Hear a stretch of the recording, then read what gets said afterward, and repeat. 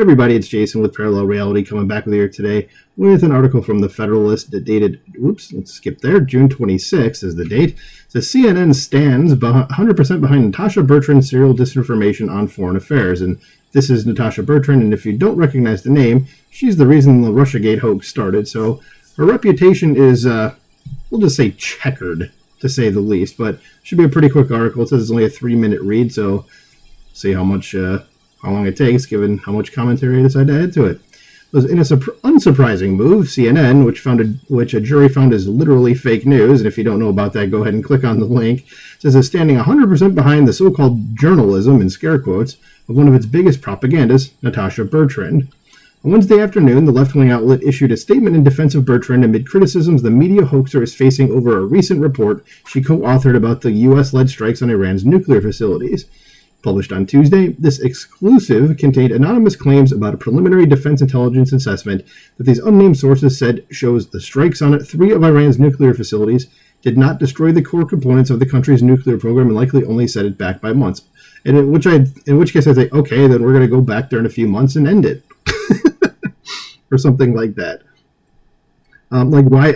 I don't understand why they're like, this is, oh my God, Trump. I think they're just trying to get Trump, where he said it was destroyed, and they're like, no, only by a few months. And then if that was really the case, Trump should have just, like I said, come on, been like, okay, then we're gonna go back and destroy it. Okay, but Trump thankfully confirmed that she was full of crap, and CNN's like, nope, we're still standing by her. Okay, well, you guys just keep showing that you're fake news. Since President Donald Trump and members of his cabinet have since come out refuting the accuracy of Bertrand and Company's article. This includes statements by CIA Director John Ratcliffe and Director of National Intelligence Tulsi Gabbard, the latter of whom wrote on X, "New intelligence confirms what POTUS had stated numerous times. Iran's nuclear facilities have been destroyed. If the Iranians chose to rebuild, they would have to rebuild all 3 facilities entirely, which would likely take years to do." Since Federalist Editor-in-Chief Molly Hemingway has additionally reported that multiple knowledgeable sources have said the intel assessment being bandied about specifically notes it was done the day after the strike, needs weeks more analysis, was not done in conjunction with other intel agencies, and was given a low confidence rating. So it was like the very first reaction somebody had to what happened, they ran into Natasha Bertrand, and she went, I don't need to vet this, I'm just going to put this out there. Instead of waiting for all the details to come out. And then CNN's like, no, we still stand by her. Well, got a problem here. It says, but none of that has stopped CNN from rushing to Bertrand's side. In its statement, the propaganda outlet said it stands 100% behind Natasha Bertrand's journalism, and specifically her and her colleagues' reporting of the early intelligence assessment of the U.S. attack on Iran's nuclear facilities.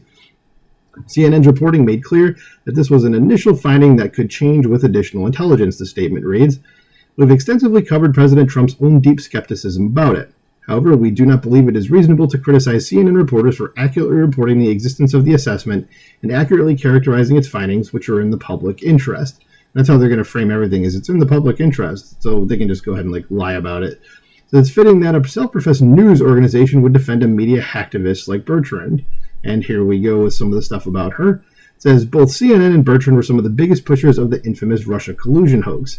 The latter regurgitated so much Trump-Russia propaganda that she earned the nickname Fusion Natasha, a nod to the opposition research firm, which was Fusion GPS, responsible for helping compile the phony Steele dossier.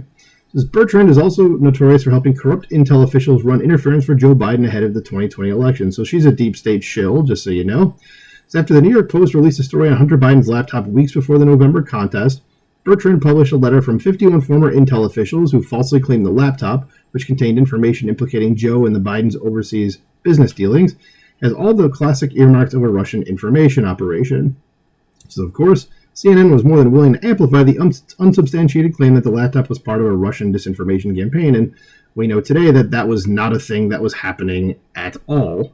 So, yep. Let's just keep putting these serial liars out there and pretending like they're actually doing journalism. She's only doing what she wants to hurt Trump, and simple as that. There's no other reason for her doing it other than just to get what she wants politically out of something. So there you go.